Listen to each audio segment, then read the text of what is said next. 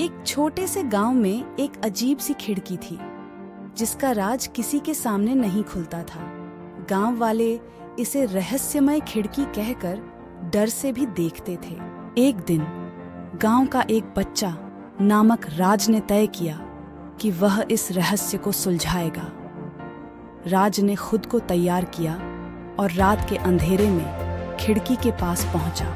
इस खिड़की के पीछे का राज क्या है? सुनते ही खिड़की से एक अजीब सी आवाज आई। तू यहाँ क्यों आया है?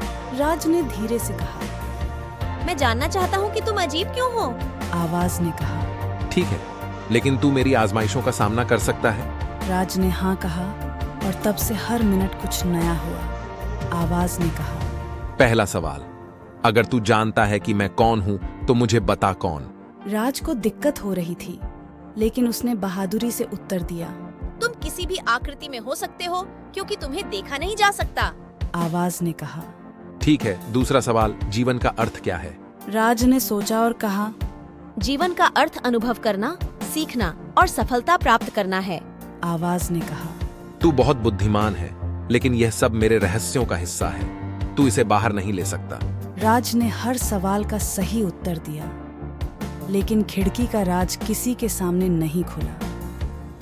आखिरकार आवाज ने कहा। रहस्य रहने दो, क्योंकि ज्ञान का मूल्य सिर्फ तब होता है जब वह बना रहता है। राज ने समझा कि जीवन में हर राज का खुलासा आवश्यक नहीं होता और वह गांव वापस लौटा, पर उसके मन में रहस्य की खोज की अभिवृद्धि हो रही थी।